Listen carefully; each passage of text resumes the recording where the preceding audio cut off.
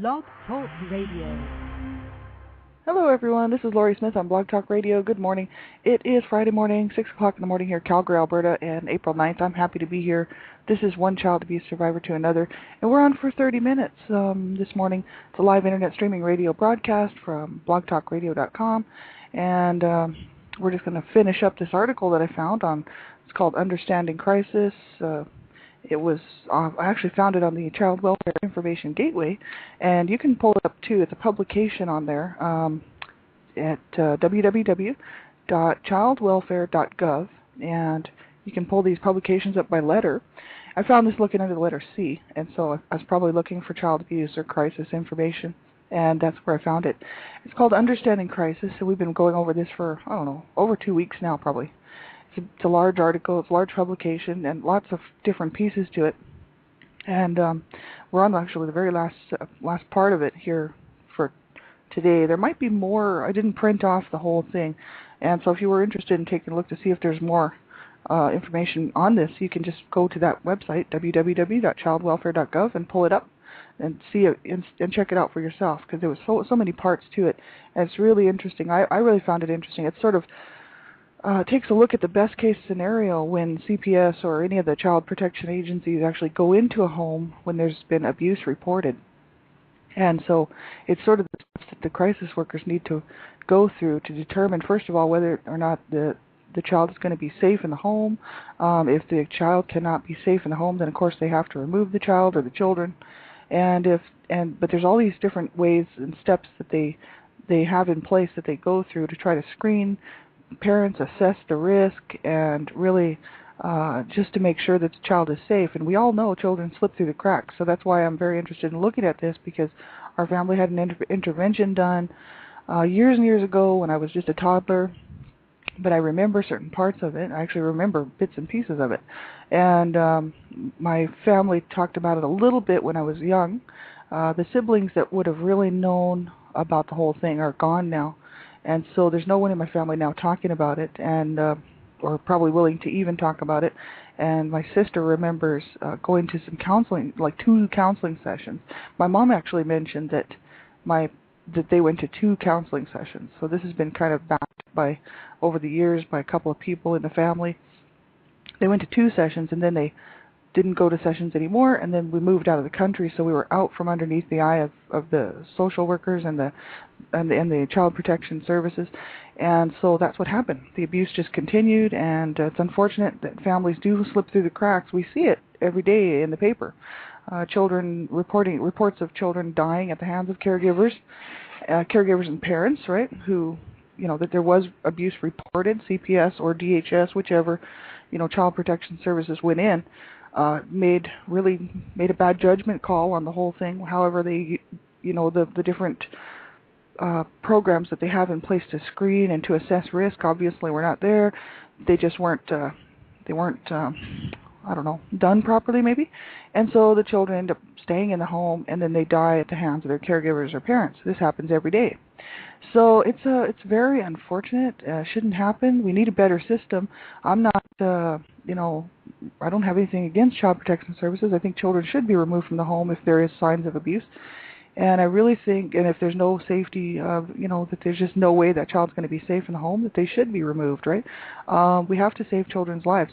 And so, the whole thing is I believe that my parents we should have been removed from the home, and my parents should have had to prove that they went through the counseling sessions.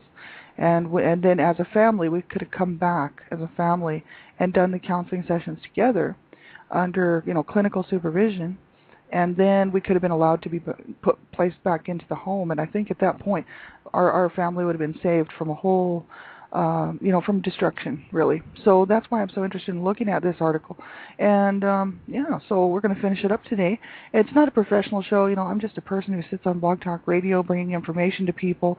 I don't hold any counseling certificates or therapist certificates.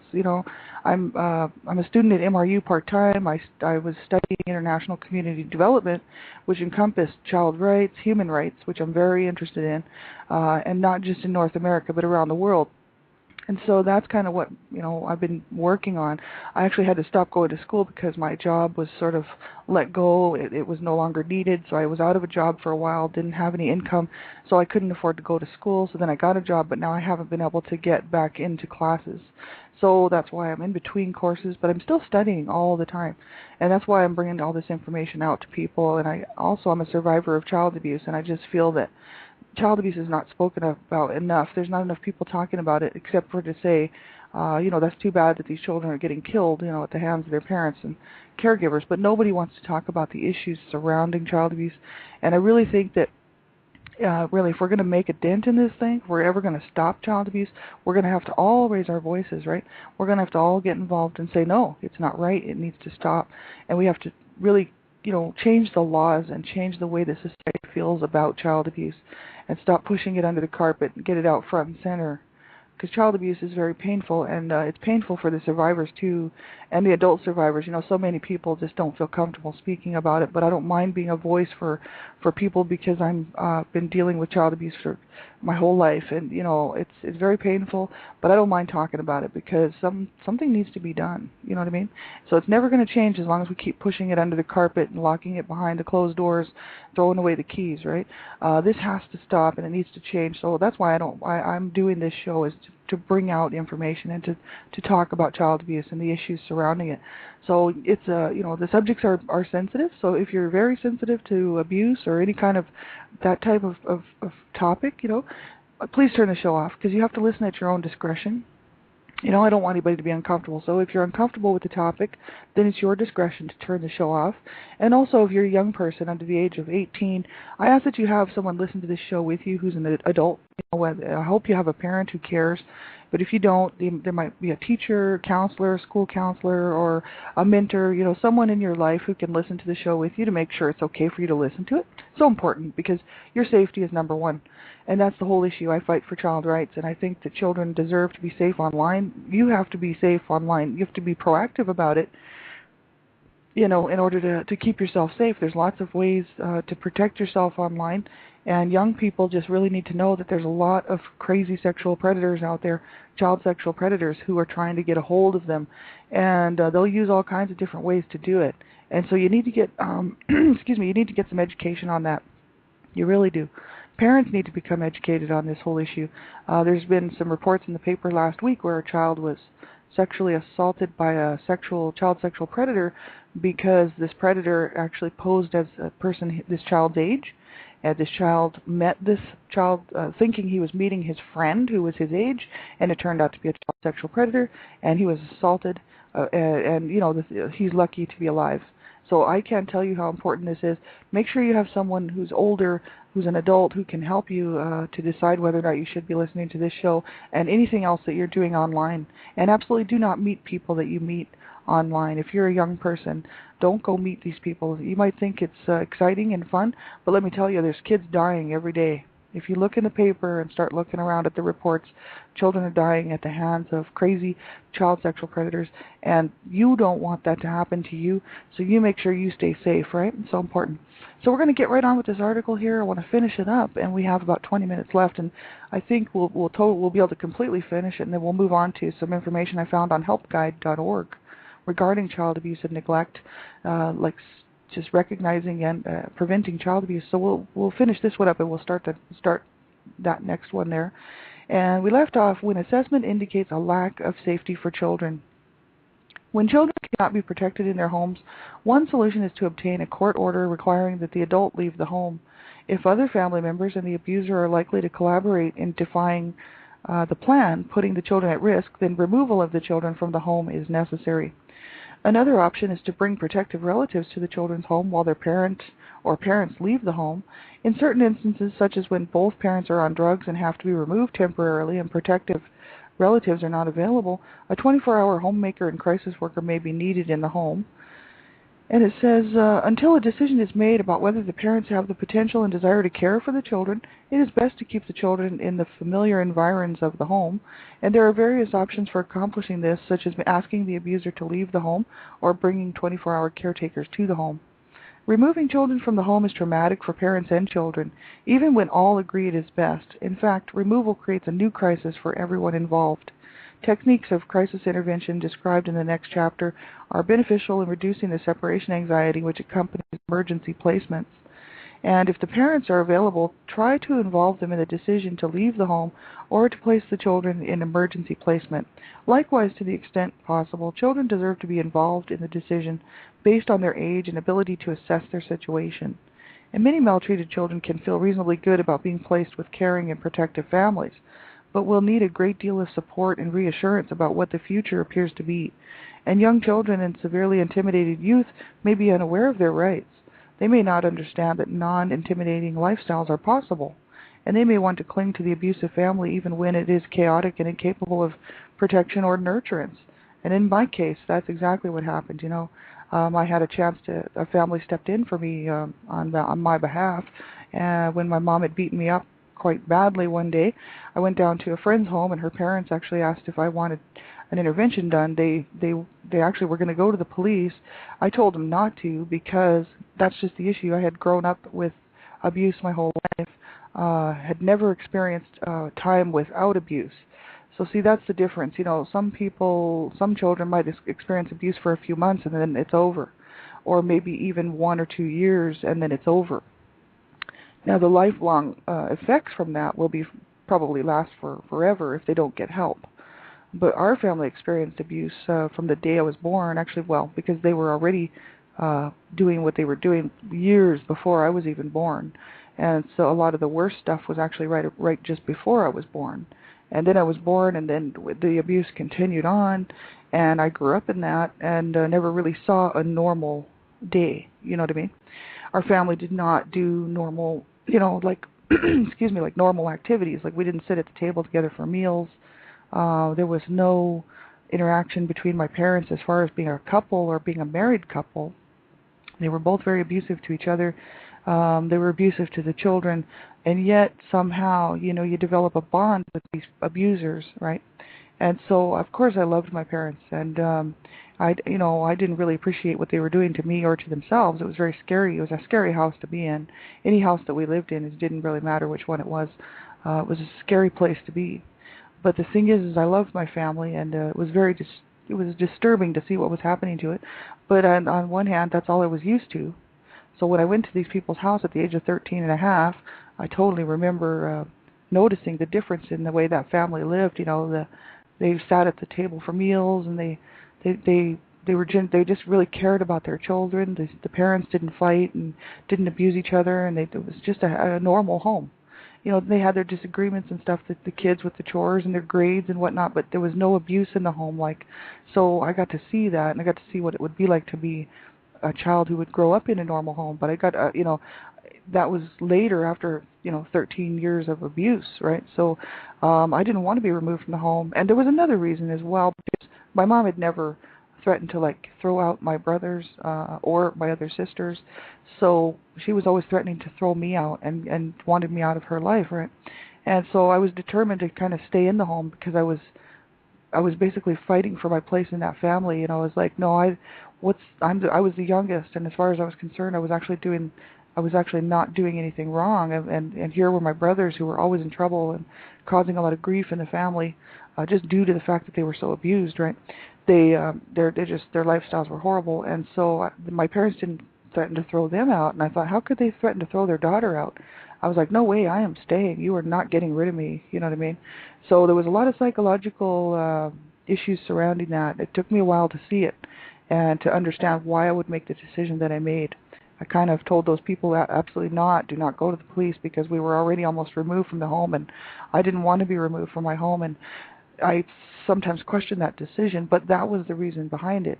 And so, the people actually let me stay at their home for about 2 years, actually on and off, weeks at a time. I basically kind of lived there part-time in their home whenever there was a lot of stress going on at my home, and I just needed to get out, and, they would come pick me up, and things cool off a little bit, and I'd stay with them for a while, and it was just awesome. They shared their lives with me and loved me like one of their children. So it really had a great effect on me. Had I been removed from the home, I don't know, I might have ended up in foster care, ended up in a situation that was worse than my own home was. I might not have got to experience that good family, that family that helped me out. So, I don't really regret that decision. But the thing is no matter what, children deserve protection. So we have to look out for them. If you suspect abuse, you have to report it. I still think the abuse should have been reported. And then there should have been the case where that family could have said, look, you could, if the courts allow, you could stay with us permanently, until the situation changes at home, which it never did, so it never would have. But the thing is at least I would have had, there would have been reported, the abuse would have been reported, and I would have had recourse because, this way there's so many people that knew the family that don't even understand what I'm talking about because I've gone public now with my story, and they're just like, what? They don't get it. But that's because they weren't there and they didn't see it, and all they'd have to do is go talk to this family and find out the truth, right? They don't want to see the truth that my mom cracked my head open with a rolling pin, and that she was beating me on a regular basis and calling me names and throwing me up against the wall and just very violent and vicious towards me. And they just don't want to see that, because in our 20s, my mom and I actually were able to sit in the same room together. We were actually able to get along, and I love my mom very much. So that's just the whole thing. They didn't see it, so they don't know. And that's a lot of the case, right? If we don't see it, we don't know. So that's why it's so important that if you suspect abuse, child abuse of any kind, you have to do the right thing and make the phone call, because you could save that child's life. My mother really could have killed me. She used to beat me so bad that she could have killed me. And she would smash my head and stuff, and it would have taken one good blow and I would have been dead, right? That's all it takes, is one good solid blow to the head. You can kill a child. So I can't say this enough. We have to protect children, and my mother could have killed me, and then she would have probably made it look to be an accident or something, right? And she would have probably done no jail time because she was abused herself. And see, this is just the thing. We have to look out for children, right? So important. And they go on to say here, they say, with the dramatic increase in the number of children being placed with relatives, crisis workers must exercise caution to assure children's safety, as relatives may have come from similarly dysfunctional backgrounds. Furthermore, children in kinship care deserve the same supports that are afforded to children in the legal custody of the state. So that's quite interesting, for sure. Because, like in my family, even if I would have gone to my sisters, it would have been better, but my sister had real inability to show any kind of love towards children. She really didn't. She even told me that she didn't like children. She had two herself, but I'm sure she loved them. She just didn't like kids, you know what I mean? So she was not the nicest person, and I remember how she was when I was growing up, and I personally didn't want to have much to do with her because she was so mean, you know what I mean? Well, she grew up in the home that I grew up in. My mother was her mother. My mother treated her probably the same way she treated me. Maybe not quite as physically abusive, but probably the same psychological, verbal, and emotional abuse going on, right? Children's anxiety and loneliness are greatly reduced when they can be placed along with siblings, familiar toys, clothes, bed clothing, animals, and other familiar objects. Crisis workers can advocate for such consideration of the children's feelings, and I think they should. It's not something that they can do. They just actually should do it. Because children are prone to blame themselves for abuse and separation from the family, they need much reassurance that they are not to blame. To the extent possible, the crisis worker should review the anticipated happenings of the next few days and how the child's safety and protection will be managed.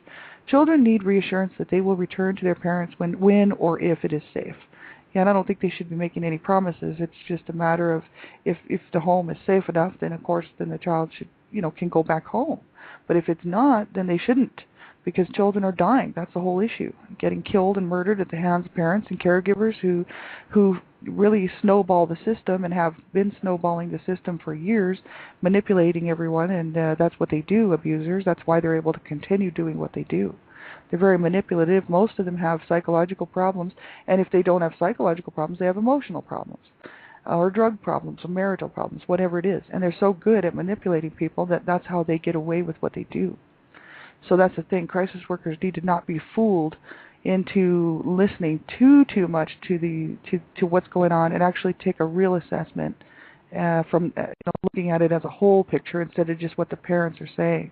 Because I'm sure that my parents were really quite good at manipulating the courts. When my mom said that she went crying, she was crying to the courts, don't take my children, and I love my children. And 30 years later, she told me that she didn't want any of us. None of us were wanted, and she never wanted any of us, and we were not worth anything to her. 30 years later, it was a big slap in the face to find that out after all the abuse and the years of physical and psychological and emotional abuse as well as sexual abuse that I endured, and watching my brothers be treated the way that they were was just crazy. So, this is the whole issue, right? It's abusers are manipulative, and we really have to watch out for children and not pay too much attention to what the adults are saying, but really look at the children and take a good assessment for what that child is going through and what's going on in the mind of that child, right? Because children can't often speak out, and they won't speak out a lot of times. So we have to be their eyes, we have to be their voice. We have to really take over this whole thing if we're going to stop child abuse. I really believe it. It says here, it is important for crisis workers to find strengths in the parents, even if their behaviors are unacceptable. Crisis workers need to listen to the parents' frustrations and anger and help them choose reasonable goals for reunification with their children. Plans for supervised visitation with the children and an agreement for ongoing counseling are desirable after the parents have expressed and learned to cope with their anger toward the child placement agency. So that's just the thing. Like my parents, they should have removed us from the home and placed us somewhere until my parents could show that they actually had gone and got counseling. I'm not talking 2 sessions, maybe a year's worth and they would have had to prove that they actually went and did these sessions, and then the courts would have to get together with the actual therapists and discuss whether or not these people had actually done any real work or not, as far as getting over their anger problems and their emotional problems and mental instability. And then we could have been allowed to have family crisis counseling together maybe for a year and then placed back at the home. I mean, I would have been happily missed a couple of years in that home to go back to a home that was loving and caring, and I believe my brothers would still be alive today if that was the case. So that's the whole thing, right? They should not have been allowed to keep us in the home at all. But my mom cried the blues, and of course, back in the 60s, they didn't know as much as they do now, and things were different, right? So, nowadays that we would have probably been removed. 5 kids living in the home, 7 children total, and 5 living at home. They would have thought, oh yeah, these people are having a hard time. They're not going to change their ways. It's pretty obvious they're in their 40s, and my parents were in their 40s when CPS and DHS stepped in. It's not like they were young people. You know what I mean? They should have seen that. They should have seen that these people were in their 40s, already used to a certain way of life, used to a certain way of living, and they really needed psychological therapy to help them. You know what I mean? So that they wouldn't abuse themselves, each other, and their children. So the whole thing, they misdiagnosed that whole thing. They completely misassessed it. But that's just the way it goes. It's unfortunate. Thank God none of us were killed by our parents, but now the aftermath killed 2 of my brothers. I know it did. I watched it and I saw it. So, and it almost killed me, as I was quite, not suicidal. I never attempted suicide, but I was planning it, thinking that my life would be better off if I wasn't here, that it would be better for me to be away out of this body because I was in so much pain in my heart, really. And I didn't know, I really didn't reach out and get any help. I didn't know how to get help. And so, 3 years ago, I'm so happy I made the decision to fight to live. That's what I hope that you will do too if you're suffering with this. To fight to live instead of just allow yourself to die, because that allows the abusers to win, and I absolutely refuse to do that. So the summary on this: if possible, crisis intervention assessment involves all family members, both individual and as a group. Yeah, both individually and as a group, right? So they never did anything for us as far as getting us the children's counseling separately, and then my parents, because my parents went to 2 sessions and then we split the country.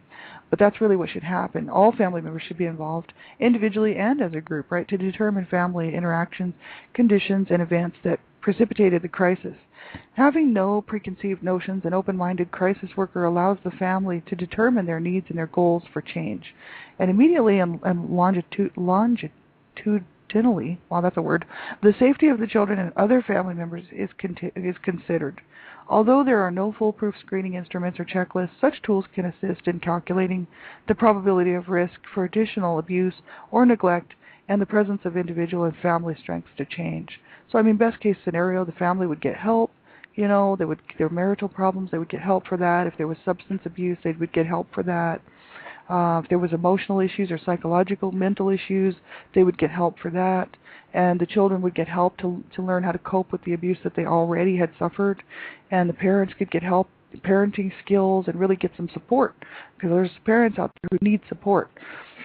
They're stressed out. They're in abusive relationships with their partners or husbands or wives, and that's we know this is happening, right? And abuse just happens sometimes, horrible. So best case scenario, everyone would get some help, and these issues would be dealt with, and then the family could come together and have a good life. I mean, that's just awesome, and I wish that for everybody. We all know that it just doesn't happen in so many cases, because we'll see today there'll be more reports of children killed, and if they aren't killed, they'll be severely beaten, burned, and who knows what other terrible acts of abuse will be inflicted upon them. But there'll be reports in the paper today. Just check it out. And so, yeah, we got about 4 minutes left here.